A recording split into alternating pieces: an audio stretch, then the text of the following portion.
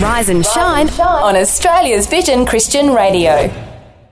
It's your Thursday, which means for us the end of the week. Doesn't normally, but it's a bit confusing all through the day. We have to be reminding ourselves exactly what day of the week it is. And it's been a fun show today, Phil. Yes. Lots of talk about cookies, a little bit of talk about ANZAC Day. We really left it up to the audience today if they wanted to talk about ANZAC Day or cookies or biscuits, I should say. And the audience chose biscuits and cookies over ANZAC Day. Well, a bit of both. I love it. We have some beautiful calls where both are reflected on. So hopefully you enjoy it. Whatever you're up to, you may be listening to this on ANZAC Day. We'd love to hear from you what you're up to, how you're reflecting on the sacrifice of our wonderful Australian troops all the way through history, not just on at Gallipoli. Yeah, and a really good chat with the head chaplain for the ADF, the Australian Defence Force, and he shared his thoughts, but also in a lighthearted way as well. Yeah. And our friend AJ Spurr also shared a bit of a family what's the word? A family tradition, how they celebrate ANZAC Day as well, watching the Collingwood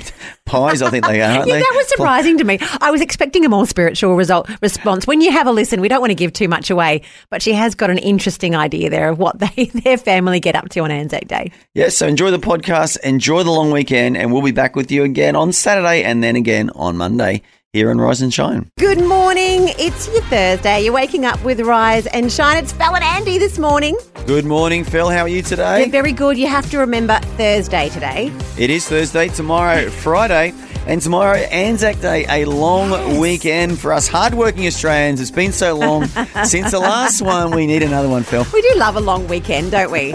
It is one of those traditions Australians. I speak to Americans. I remember having American students come and be teaching them and going through, some HR pieces, talking about public holidays and the number that we have, and they're like, wow, Australia, this is where we should be working. I was like, yes, you should. Australia is a blessed land. They wouldn't know themselves in. They call New Zealand the land of the long white cloud. Maybe they should call Australia the land of the long weekend. Indeed. Can we coin that phrase, Phil? Let's do it. We're going to call that today, the land of the long weekend, and we're loving it. So if you're woken up today, you just have to get through today. Tomorrow is a day off. Very excited. But today we have lots to do, including a great poll, very important poll, I think, for the nation. When we're going to the polls, this is the biggest poll, I think, of the year. More important than any other poll you'll hear about this week. Forget the federal election. This is the big one.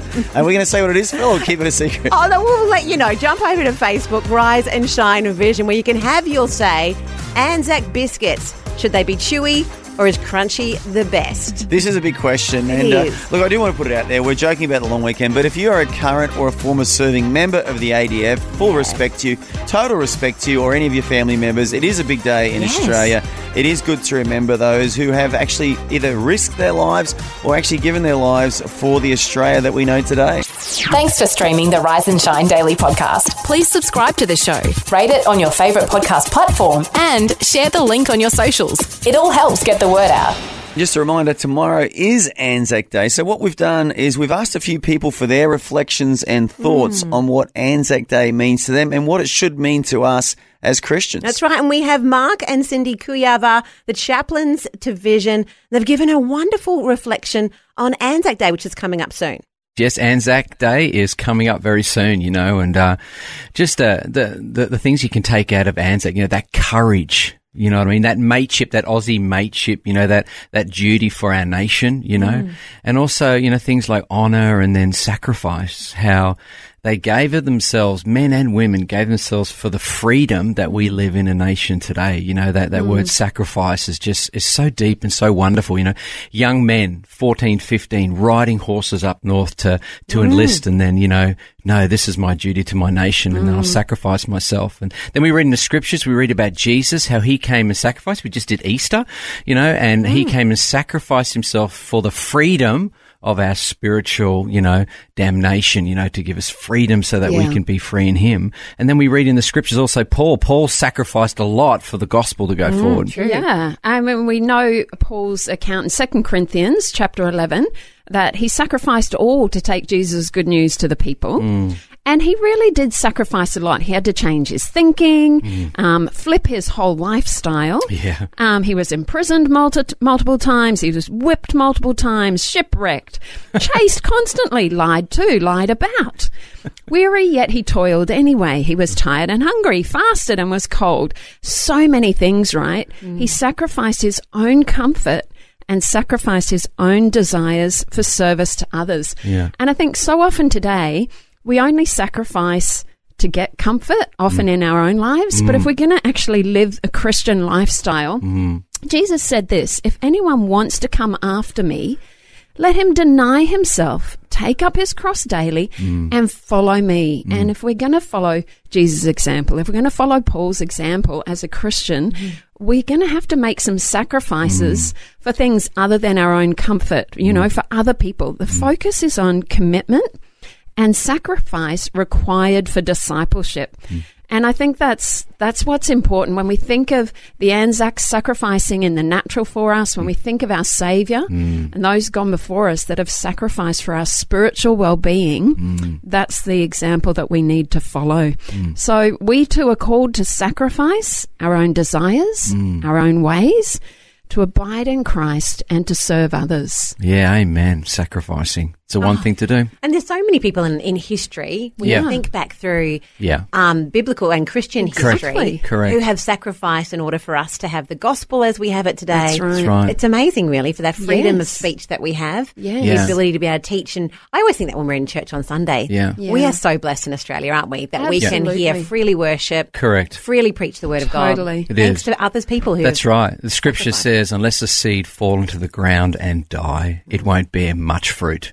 So in our lives, if we want to bear normal fruit, that's fine. But if you want to bear much fruit, there's death and sacrifice that's needed in that too, for the kingdom. And I think that comes when we're actually spending time close in relationship to God, because it transforms our heart. The more we're in the Word, and that becomes a natural desire as part of the Christian life. So it's not something we really have to strive at, but spending time in the Word, spending time with Him, spending time with other Christians, we get His heart. Beautiful ideas there around the connection between Anzac Day and the sacrifice made there, but also, more importantly, the sacrifice that Jesus made on our behalf. Yeah, and aren't they good pastors telling us to pray and read their Bible? They read our Bibles. You can't go wrong. After well done. a little lesson on the Anzac traditions. Rise and shine on Vision Christian Radio. Phil, the other thing we were talking about yesterday is the crunchy, soft Anzac biscuits, not cookies. Biscuits. Very important. But one thing, it all kicked off when we got chatting to Adam yesterday and asked Adam what he thinks about these biscuits. I always think about Anzac cookies at Anzac. I love Anzac cookies. But I was just, because I love chewy ones, because it always seems to come up as a bit of a thing. Oh. Between, whether you like chewy or crunchy. Oh, well, and that is the big question of the day. And look, it's helpful because, Andy, you and I are on different opinions here. Yeah. What type of biscuits do you like? I love a crunchy one, Phil, because it gives me that option of dipping it in my tea and making it soft. So I've got options there. I can have a soft one or a crunchy one. No, and then they fall apart in the tea and you've got these biscuit pieces floating around. But then you eat it at the bottom. No, gross. Or you can just have a chewy one off the back and they're soft and they just melt into your mouth. Delicious. So I'm definitely on the chewy team. That's what I'll be voting for. Look, this is a national debate, Phil. This needs to be debated. It needs to be thrashed out nationwide. I think it does. Are we into crunchy Anzac biscuits or into soft Anzac biscuits? And, of course, the other thing that was raised yesterday was, is it a cookie or is it a biscuit? Definitely a biscuit. We've had multiple texts, multiple phone calls. Definitely a biscuit there, Andy. So I think that one. Well, Adam just said cookie then. So, a little slap on the wrist for Adam. It's not a cookie, Adam. It's a biscuit. That comes from us. That was us, I think. But look, we have put it out there on Facebook. If you head over to Rise and Shine Vision, you'll see our little poll. Can I just say Chewy, which is my team, definitely winning at the moment. So if you're a crunchy person, you need to get over there and have your say. So Chewy has a nose in front at the moment? Definitely more than a nose. I think they've got a whole body load ahead at the moment. But look, Andy, I've done you something. I went home. Wow. I made a promise and I've made you some ANZAC biscuits. Oh, look at that. Because yesterday there was discussion about whether you preheat the oven and how we go. I didn't preheat the oven. Okay, you did. And I just chucked They went them in in. cold, those poor little fellas. They went in cold. And I did just mix it. I did try a recipe that was actually given by one of our Vision family over on the Facebook page. So I've given it a go. Yep. There is something interesting about these two, though. Well, what is that, Phil? Well, one of them is made traditionally in an oven. Ooh. The other one, radical, made in an air fryer. Oh, you air fried one. I air fried it. Do you want me to try and tell you which one's which? Yeah, okay. You can do but that. then I'll have to eat both. You'll have to eat. That's okay. I've got plenty. Actually, we don't have that many at home. They went very quickly last night after they were made. I Yeah. got yours quickly. Do you want to try them out or maybe have a wait? And Yeah, a bit let's later try in it the later. show? They look Okay. amazing though, Phil. Oh, you're very kind. They don't look great, actually. Andy's being a bit generous. They look like these little rocks, actually. With some nuts in it. Are they almonds in there? No, it's what do you put in ANZAC biscuits? It's the little white stuff. Coconut. It's coconut. Coconut. You put There you coconut go. in them. There you go. There you go. Well, they Little look very white nice. stuff. They look very nice from here, Phil.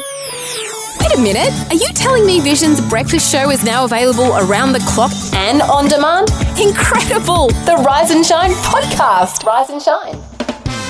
Are you ready for a challenge? Listen to the mystery sound, correctly name the Bible story, and win a great prize. Sounds easy, but is it? Rise and Shine's Bible Story Sound Off. That's right. And if you've never heard of this game before, well, welcome.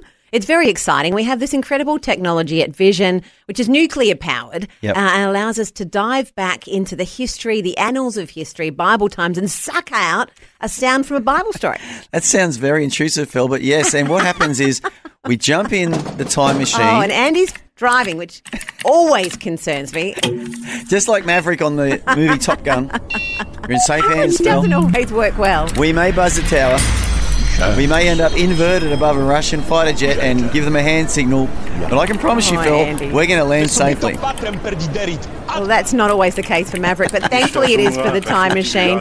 We're diving back in and sucking out this sound now. Can I just say, this sound is the longest that we've ever had for the game. It's like a Hollywood blockbuster. It is a bit. There's a lot going on, a lot to delve into, and yet still it hasn't gone off yet. How are you feeling there? Well, it's like a Netflix series with like 6 seasons. You know, when you just want to know what happens. Just tell me what happens. Just watch them all in That's one right. long weekend, It's perhaps. a bit like that, Phil. So let's have a little listen to this Okay, sound. here we go.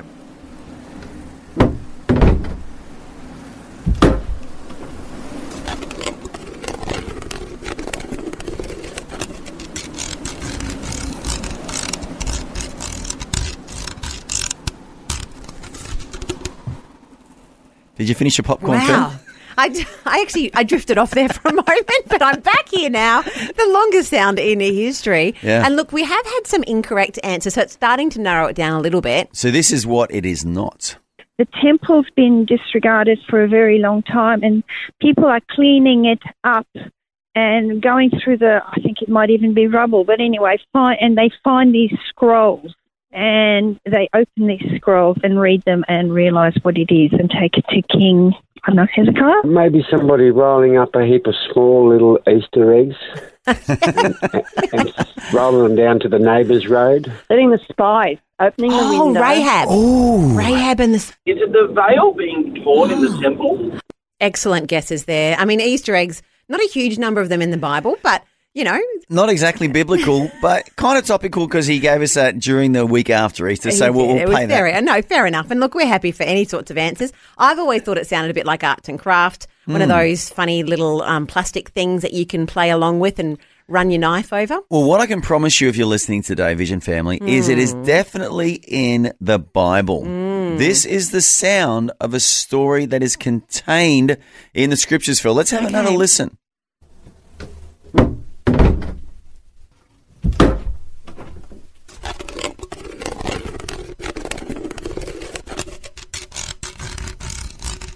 So And biblical. It still just keeps going. So biblical. And we are done. The Rise and Shine podcast.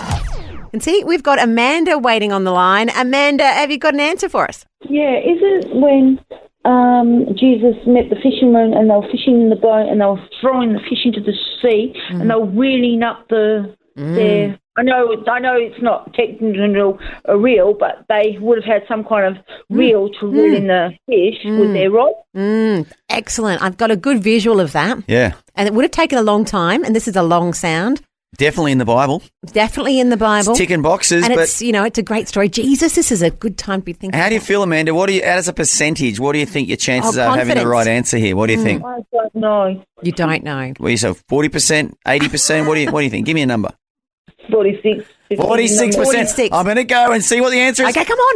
Oh. Amanda, so close. But I do love it. It ticked a lot of boxes there.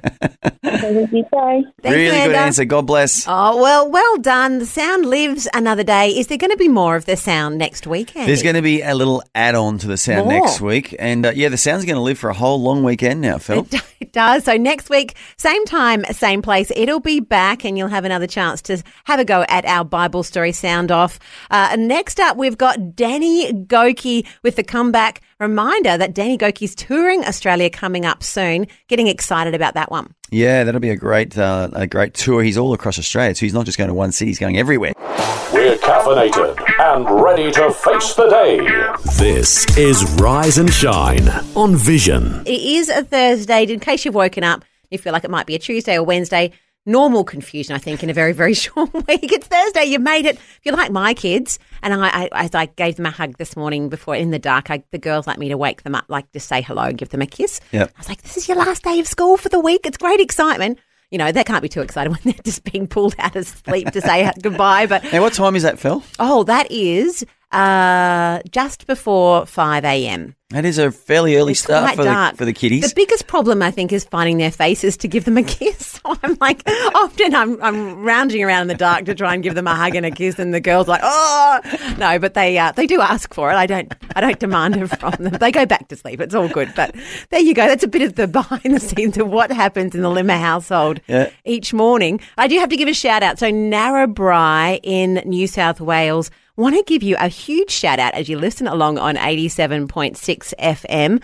Looks like there's some beautiful wilderness areas nearby. Have you been to Narrabri, Andy? I've been through Narrabri many times, Phil. It's about an hour and a half from where I was born. Oh, so if you little drive, Andy. Little Andy, yeah. If you drive from, say, Brisbane to Melbourne, there's that inland road, and that Narrabri's on that road. So's Coonabarabra and so's Dubbo. So I was born in that vicinity, a little town called Binnaway. Not on the main Newell Highway, but just off the highway. I'm just imagining little Andy out there bushwalking. Beautiful. Would you want to bushwalk today? You probably would. 14 degrees, heading up to 27 during the day. But there's some chance of showers, which is fine on a bushwalk. Well, rain is always good for our country cousins, that's for sure. Now, we are in the book of Romans, chapter 5, and I'm up to verse 3.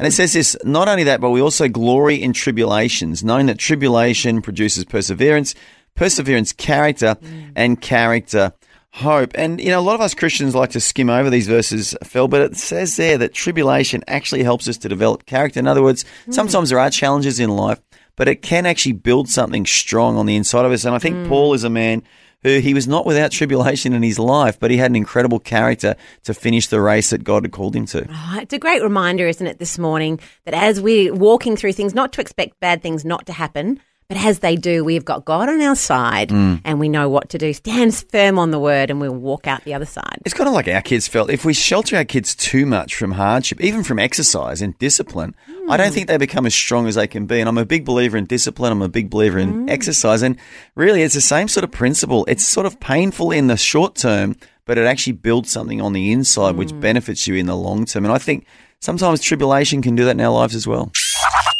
It's the daily podcast of your favourite Aussie breakfast show, Rise and Shine. Rise and Shine. Well, tomorrow is ANZAC Day, and on the line we have the chaplain Ralph Esterby. He oversees 350 chaplains in the Australian Defence Force across Australia. Ralph, you're a busy boy, a lot going on for tomorrow, but thank you for joining us this morning on Rise and Shine. It's great to be with you guys. Look, I'm going to kick it off with the most important question of the day. Is ANZAC biscuits? Surely, Ralph, you could help us here. It's been hotly disputed whether it should be crunchy or soft. Do you want to weigh in on that before we get to serious matters? It's actually one of the big matters. I think it's a big issue. The only answer is they have to be soft. Oh! They have to be soft because it's the way they were originally designed, and the official recipe requires them to be soft. So people just need to Google it, fact check me by all means, but the reality is they need to be soft. Oh, well, mission solved then. That's done. Ralph, my understanding on Gallipoli anyway is that the biscuits the troops had to eat were very hard. They had to be soaked in a cup of tea for about hours before you could eat them. I would have thought eating a crunchy hard one was a good way to remember the ANZACs on Gallipoli. Look, I don't know if you want to remember some of the stuff that the ANZACs faced, mate. It was pretty hardcore, and I think the remembrance that we give and the honour we give to them is well deserved, not just for the hard biscuits, but for the hard things that they actually had to face. Yeah, well put, Ralph. And we did want to ask you, so what does your day look like tomorrow morning on ANZAC Day?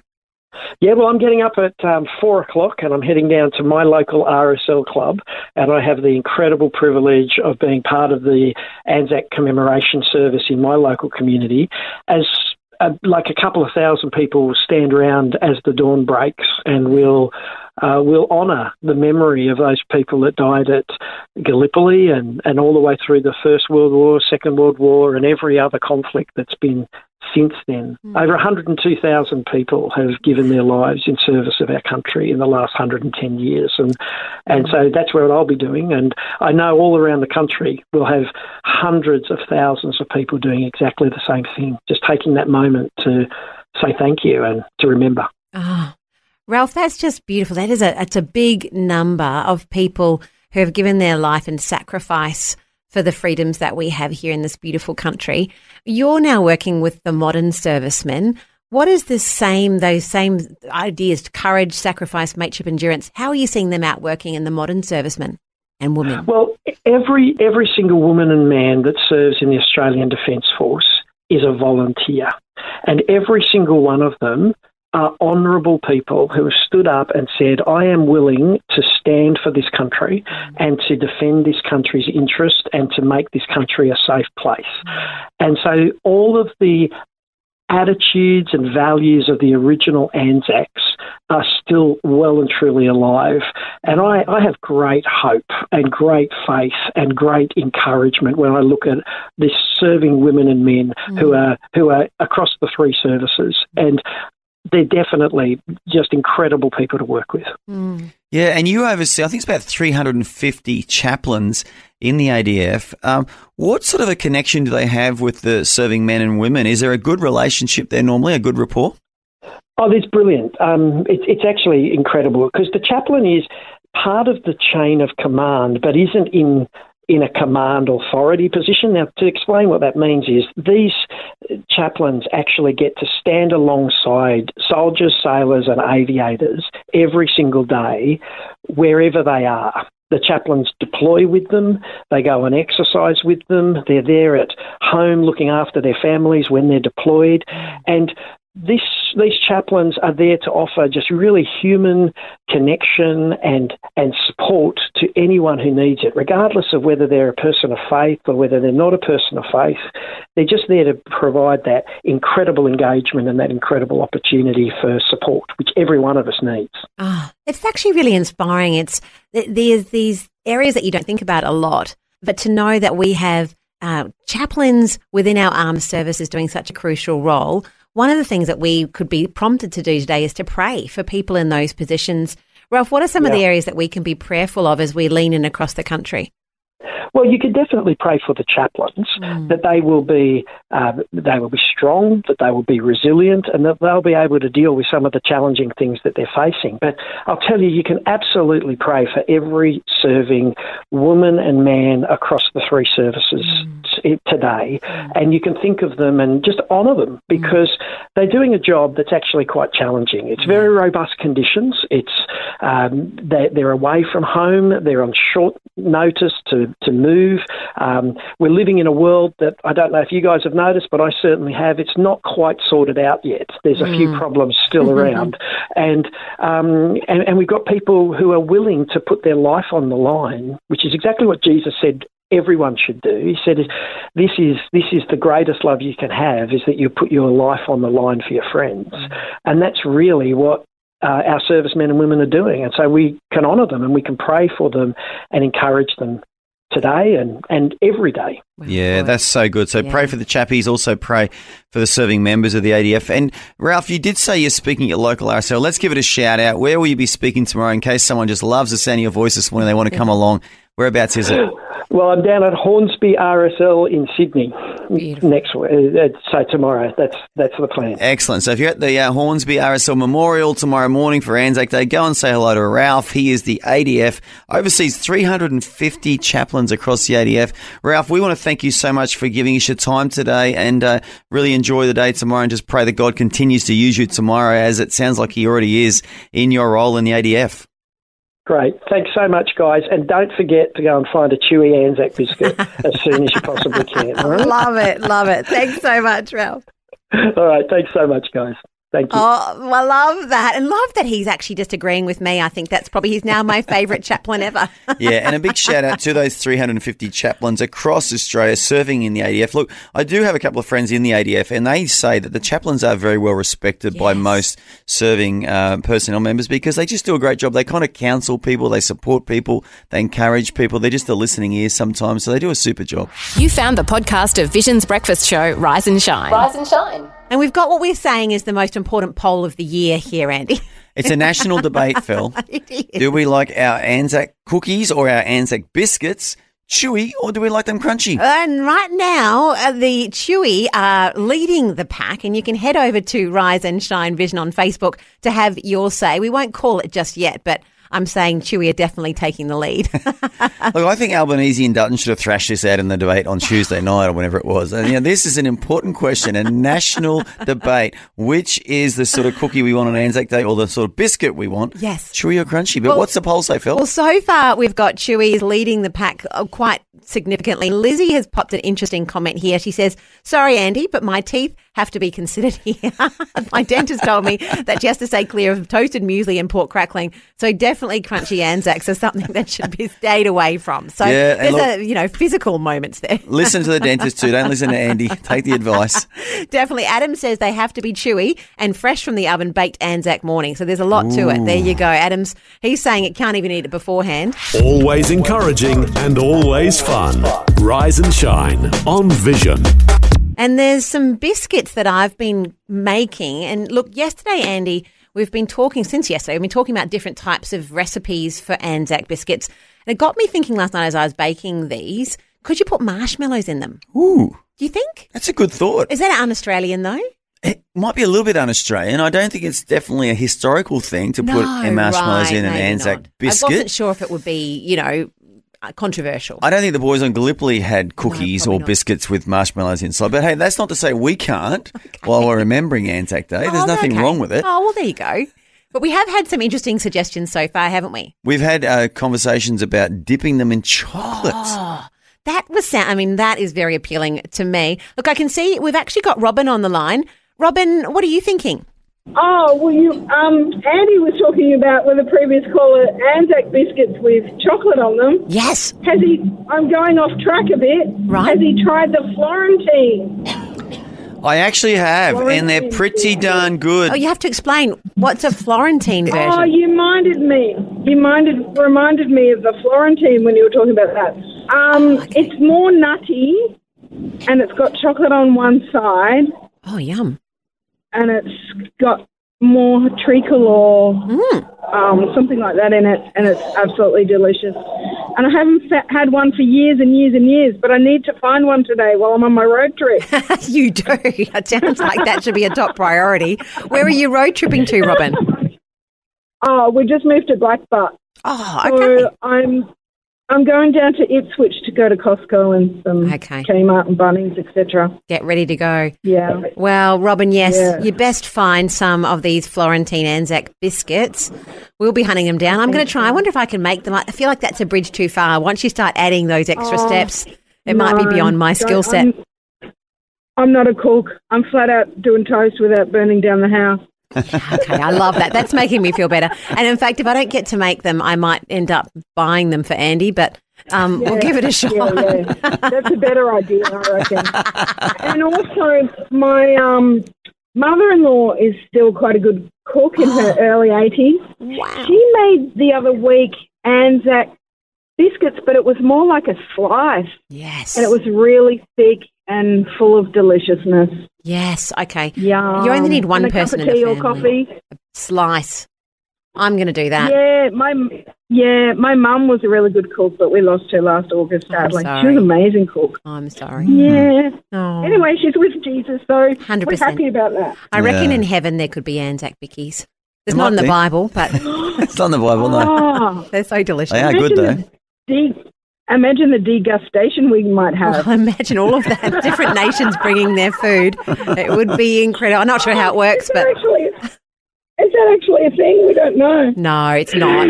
Look, there's no mention of it in the Bible at all, but it's just conjecture. No, shame. Yeah, shame. We'll know one day for Agree. sure. One day you and I will either be dipping bickies and going, here it is. It is, or we'll be having Here fruit. it is. Yeah. Or we won't need to eat. No, well, probably. I think there is some We'll be there's full of food. Yeah. Anyway, Robin, thank you so much for giving us a call. Have fun at Costco. Oh, I will. And Kmart and Bunnings. It's a big day. It's a good day. Big day. It's a good day. I've got to find Florentines now. Yeah, add that to the list. Have a great day, hun. Have a great day. See ya. Oh, well, there we go. There's some very different ideas there for ANZAC biscuits. I like creativity though, Phil. A chocolate coating on an ANZAC biscuit or a Florentine ANZAC biscuit. They're both great options. Well, look, I've got them ready, Andy. Coming up, I will actually give these to you. We've been saying it's coming for a little while. I feel like one of Pavlov's dogs. It's like an experiment. I've been looking at this container all morning, salivating and wanting the cookie, but not being given the cookie, Phil. Well, Am I being trained for something here? I feel like I am. I'm just going to ring a little bell. There you go. We'll see what happens. Love the Rise and Shine podcast? Tell a friend today. I really want to eat a biscuit right now. You do. Well, you can thank Karen. So Karen over in the Rise and Shine Facebook group. So we've got our page. You can duck down, answer a couple of questions that just say you'll obey you'll stick to the rules of the group, which are just to be nice, really. Yep. If you duck in there, Karen has given us an ANZAC biscuit recipe. She promises that they're soft. Ooh. So I used it last night, and look, of course, I loosely used it. I did try to measure some things, and I can't remember if I put everything in at the end. I got to the end, and I was like, did I put the bicarb soda in? It's only a teaspoon. Does it matter? I don't know. Anyway. So it didn't go in? You can tell me. I can't So remember. for a new player like myself, I've never made an ANZAC biscuit or a cookie. What are the main ingredients, Phil? Obviously flour. Flour, you need some rolled oats. You need some, this one has brown sugar. I think you can use either, but brown is apparently to make it softer. Yep. Some designated coconut. You've got some butter, golden syrup, a little bit of water, and a little bit of bicarb soda. Optional. Well, that's so tiny. There was like 2 teaspoons of You cold didn't worry water about it. and half a teaspoon of bicarb soda. I did put it in, but I was like, really? I'm not sure about the bicarb soda. Actually, I did get to the end and think, did I put it in? Right. I can't remember, but, it can't be that important. I'm thinking you didn't, Phil. I'm thinking you didn't. But I did. There's something interesting this time. In fact, normally I just cook these in the oven, but I had Robbo, who's here on station with us. He told me about an option of doing it in the air fryer. Ooh, okay. And that got me excited. I was like, this is brilliant because you don't preheat an air fryer. Just turn it on. You just throw it in. Well, it hang on, let's times stop itself. there. You can preheat an air fryer too. No way. Some recipes No. say to preheat. Yes, correct, Why Phil. would you do that? Because there's something about putting a bit of cold, bit of food in an oven or an air fryer and just blasting it immediately Yes. with a sudden rush love of heat. that. Just boom, and it just starts But cooking the immediately. air fryer, surely that's the design of the device. But it still takes a little bit of time to warm up. Really? Correct. Okay, look, I want to hear from you. If you ever have been one of these people to preheat an air fryer, that sounds ridiculous to me. Well, I didn't preheat it. I just threw them in, and they were in there for 15 minutes, and this is what's come out. One of these biscuits, I almost said cookies, was made in the air fryer, and one of them is from the oven. I'm going to open my Tupperware container. It took a long time to find it. Oh, yes, the lid's off. The lid's off. Here you go, and you're handing She's passed it to me. handing them over Now, to well, firstly, Andy. do you know which one's which, Yeah, Phil? I can tell. I can still tell which is So which. you want me to sample these? One looks a little bit sort of darker than the other, a bit Yeah. more burnt or a bit more cooked, I should say. Not burnt, cooked. Andy's now normally we give him a tin of terror and he doesn't know what that is. This is now a biscuit. The question is whether my biscuit and baking is better than a tin of sardines. So far, much better. Is it better than I mean, it's a low base that you have to beat. That was actually really good. Are they soft? That was soft. Okay, good. But they're crunchy. Now, the coconut is crunchy. The coconut has a crunch to it. For breakfast, it's not too bad. That second one Yeah. is a lot crunchier. Okay. The first one was softer. Okay. So I'm going to go out on a limb and say that the softer one, but then again, the first one looks like it was baked in the oven. Right. As it's more darker. Yes. The second one looks like it was made in the air fryer, but the second one is crispier. So now I'm confused. You're confused. Yeah, and little Andy's confused. Well, you have to make a somebody call. help me, please? Oh, there you go. Well, look, do you want me to tell you what it is? I can tell you the first one was made in the air fryer, and that's why it's a bit darker. It was timed perfectly. The second one was made in the oven. Which is crispier. But being me, I actually pulled them out at 15 minutes, but it wasn't preheated the oven. Oh. So then I took them out and I said to Belle, I think they need a bit longer. We threw them back in, but then I didn't know how much time I needed to have. So that's probably why it's a bit crispy. Look, I'm not the greatest cookie maker in the world, Fel, but all cakes for that matter. But when my daughter makes them, this is what I've learnt. Turn the oven off, leave them in for another 20 because there's still some 20 residual. minutes? There's still some residual heat in there. Okay. And especially when she makes things, I just find if I leave them there for another 20 with the heat turned off, but there's still heat in there, they just cook even nicer. Wow, there you go. Now I'm taking ideas for cooking from Andy, so that's where we're up to. Just the right mix of things to inspire and things to make you smile.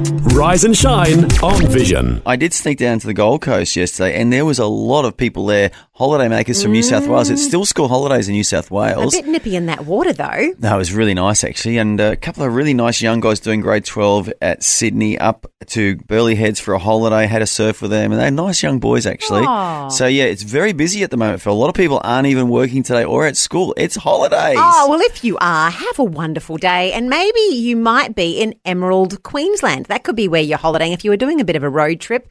Emerald is famous for something. Its name kind of gives it away a bit. Andy, what do you reckon? I'm thinking precious gems.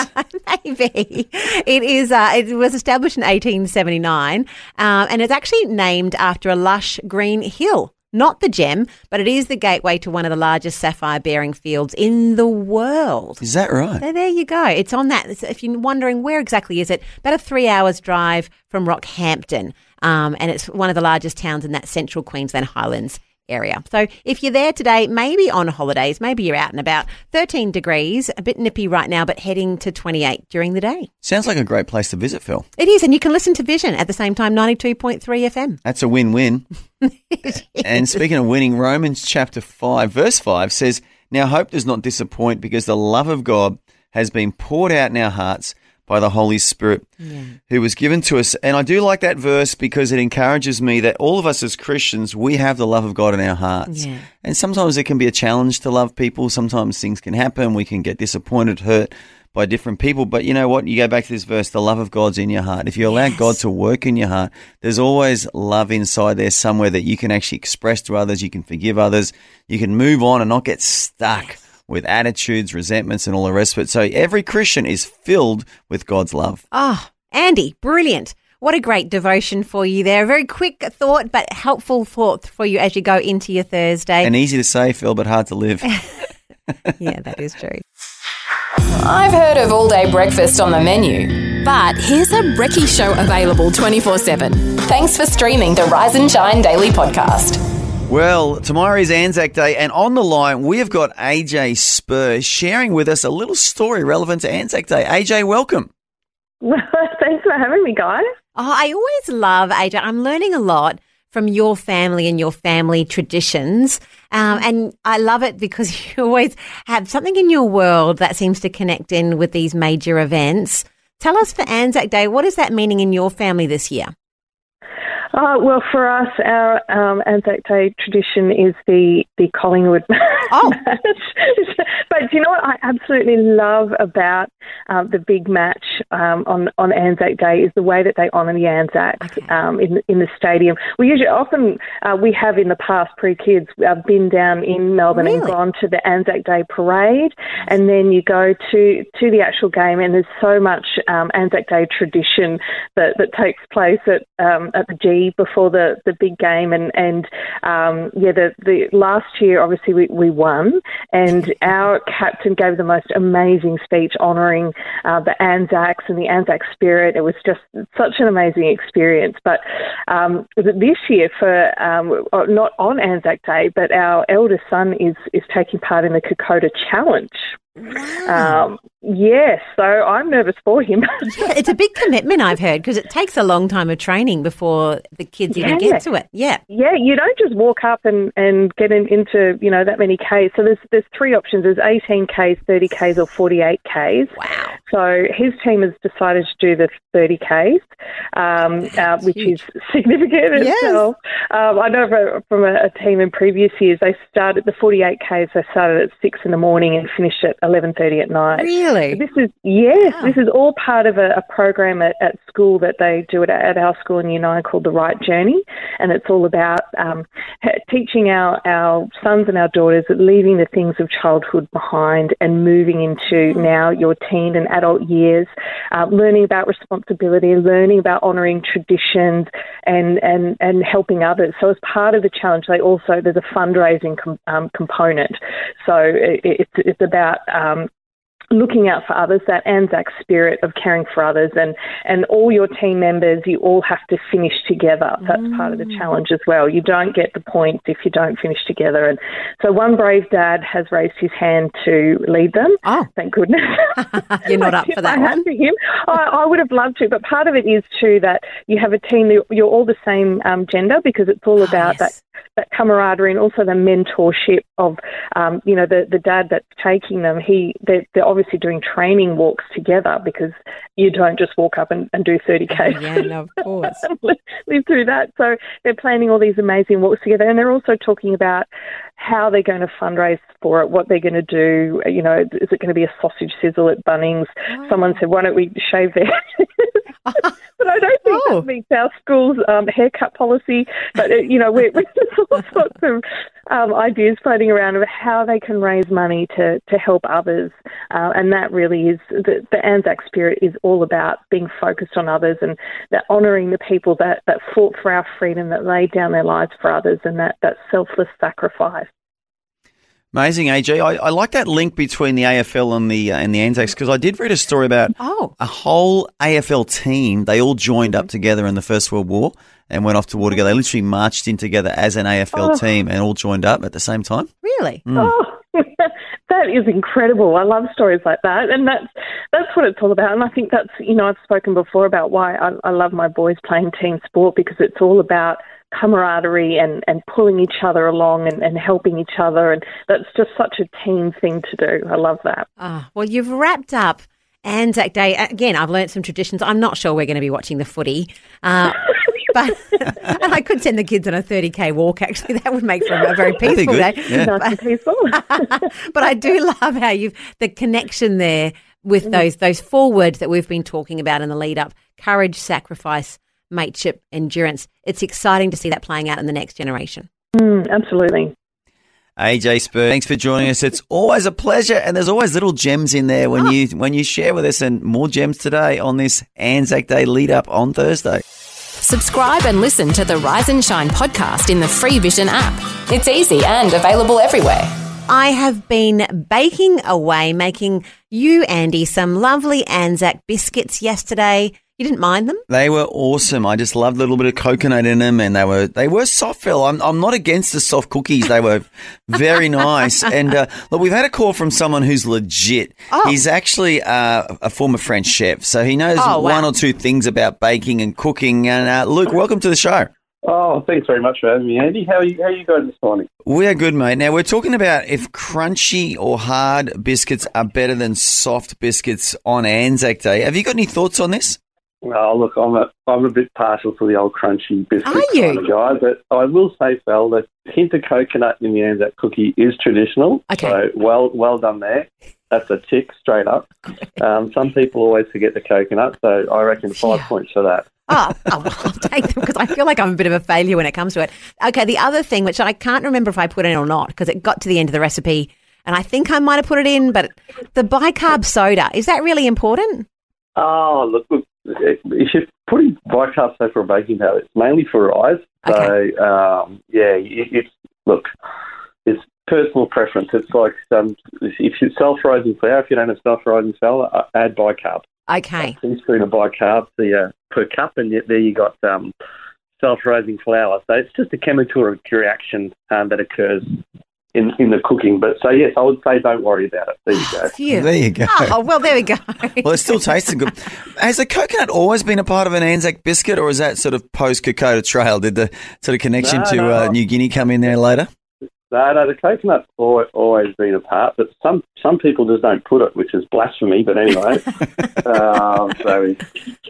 so it's good to see that someone's putting it in there. Oh, good. Well, that was thanks to a Vision family member popping it on the recipe for me, so I had some help. But the other thing, Luke, that has got my attention is that we were suggested to put some of them. I did a batch in the air fryer. I've never, ever thought of doing biscuits in the air fryer. Is that sacrilegious? No, I reckon innovate. If it's going to work, why not? I mean, air fryer, it dries out, it crisps out, so give it a crack. I mean, the worst going to happen is you just get really dry biscuits. They probably were a bit dry. Well, as a French chef, have you ever tried the air fryer for your cookies? Yeah, no, negative. You don't imagine the French whipping out the air fryer quite so much. Negative to the air fryer. But okay, but I'm all for innovation, though. So you know what? If it's going to work, why not?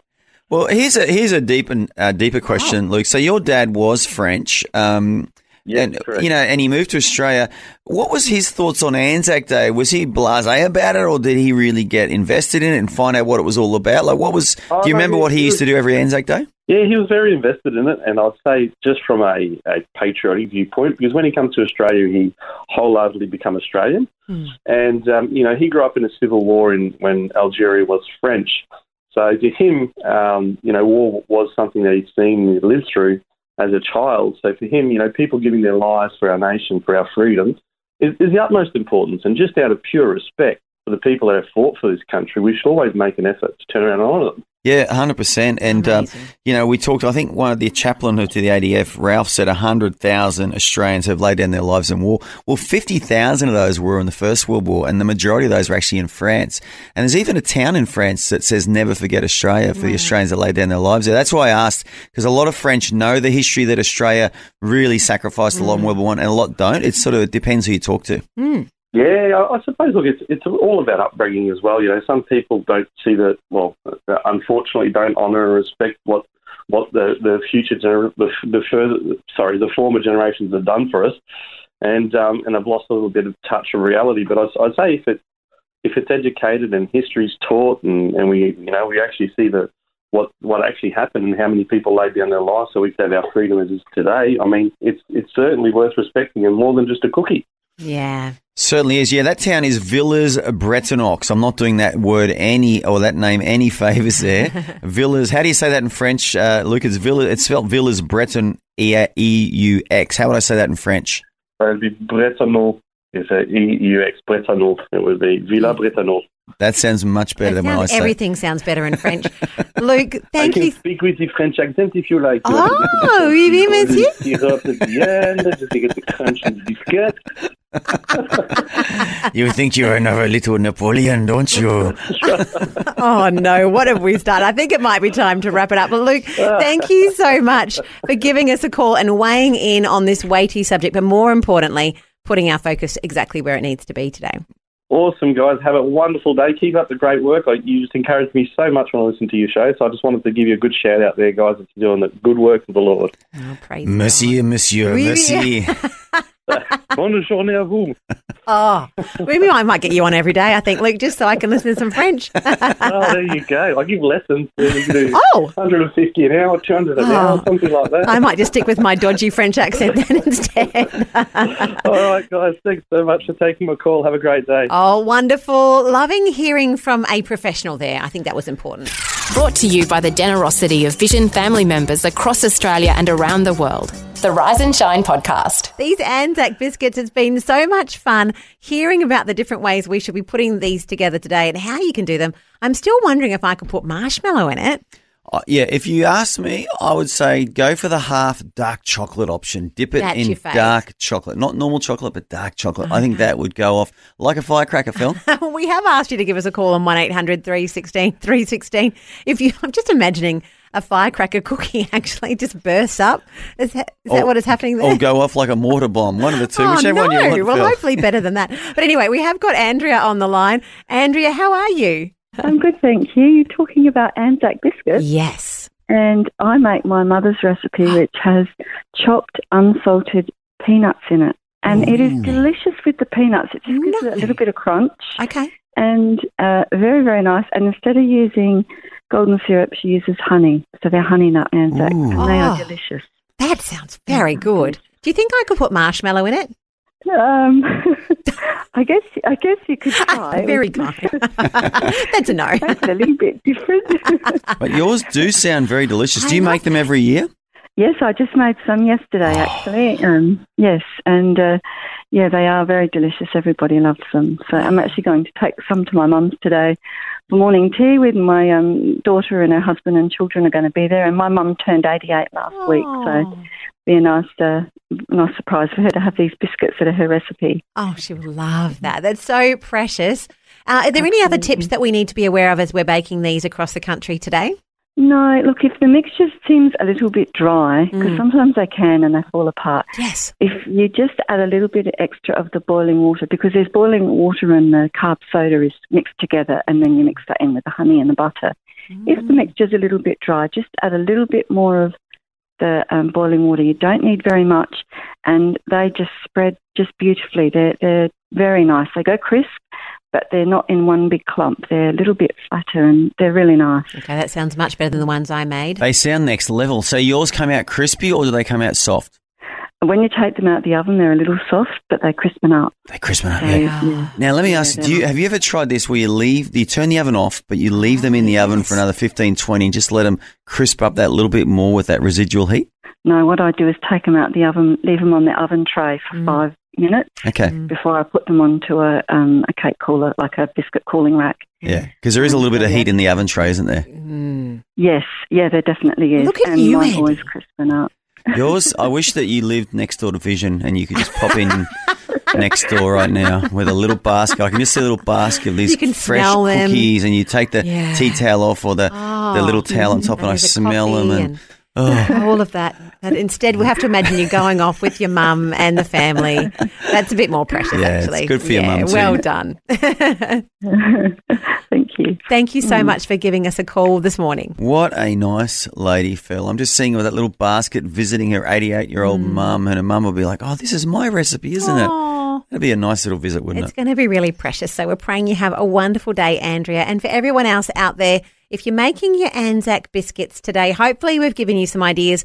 How about we go to the poll to say officially what the nation wants? To see what the majority of our family, our Vision family, want to eat on ANZAC Day. Crunchy or soft? Okay, so just to remember who chose what, I chose the chewy. I like the soft ones. Andy? I chose the crunchy. You were team crunchy there. Well, officially, team chewy have taken it out. The soft ANZAC biscuit is the way to go, according to the vast majority. In fact, 64% of the votes were in favour of the chewy version. Well, that's an overwhelming majority. It is, unfortunately, for you. But yes, I win, I guess. I don't know if that's really a win-lose situation. Well, I'm a great believer in democracy, Phil. I'm a great believer in people having their say. So thank you to those who voted. And I'm with you now.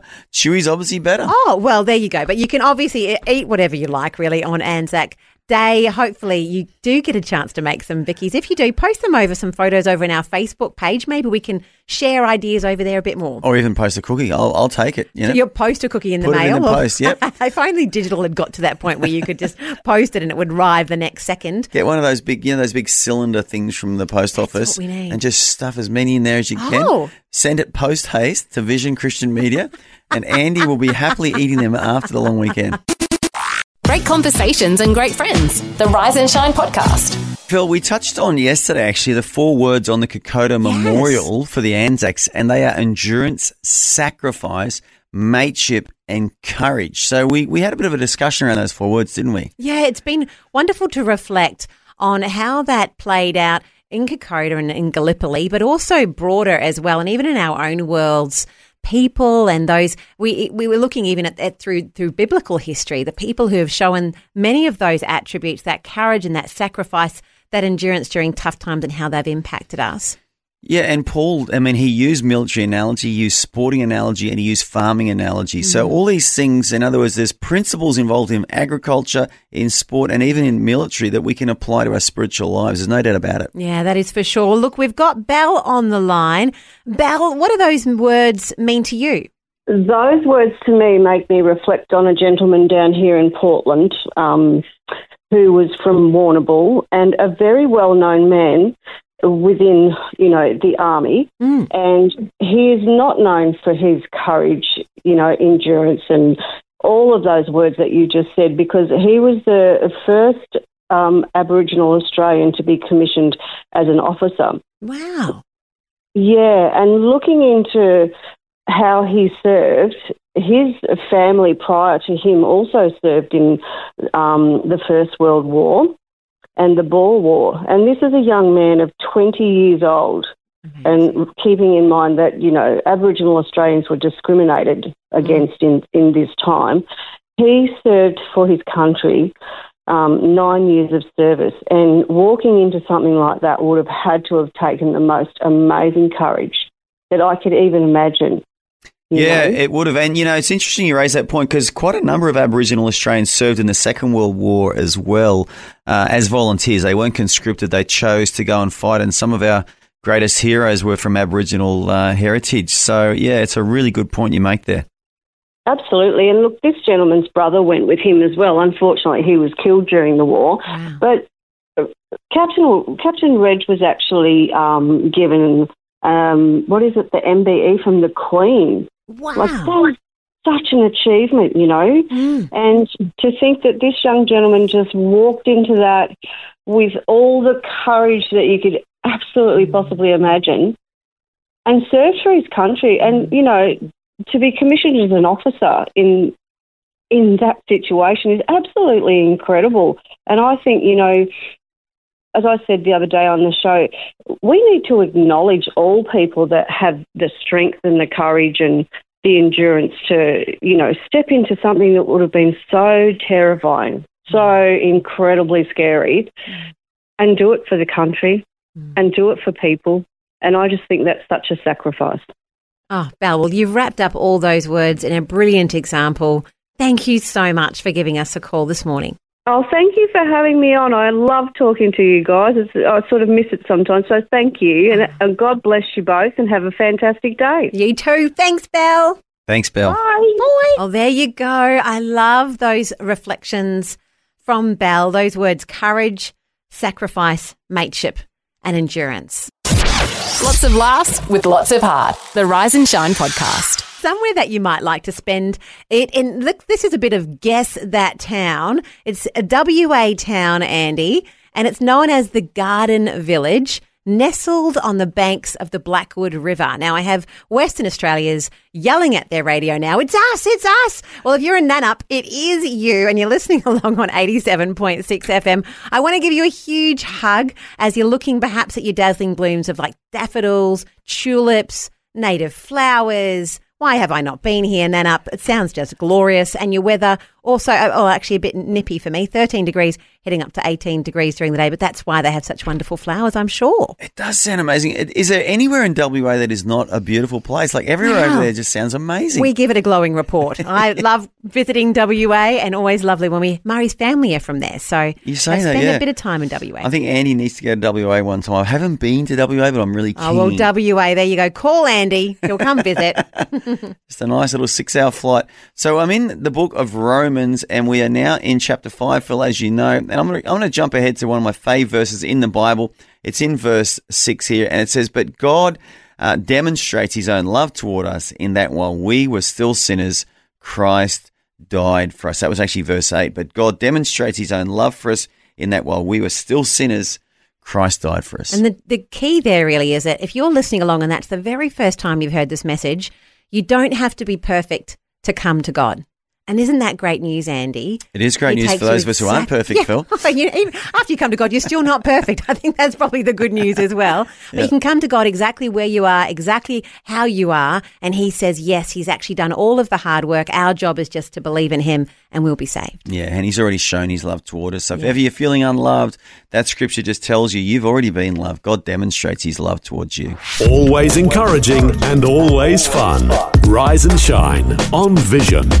And I had a go at making ANZAC bickies last night using a recipe from one of our fabulous Vision family members, Karen. Yeah, and no complaints from the guinea pig that ate those cookies, Phil, because the context of me eating anything in this studio is the tin of terror. It is. That's the marker. Yeah, and was it last week or the week before? It's all a blur in my traumatic memories, but I ate a whole tin of sardines with a blindfold on. There's been other terrible things served up. So today was a real treat, Phil, and I'm sort of hoping that every week we can do Cookie Day. Cookie Day would be nicer than tin of terror day. No, well, it's not going to happen. Unfortunately for yourself, we prefer feeding you things that are not as attractive as a bicky. It makes better radio. But today, yes, I did feed you this bicky, but I did say at the time, full disclosure, Karen gave us the perfect recipe. I may not have included the bicarb soda. I'm not sure. Could have gone either way. But look, Karen is on the line right now.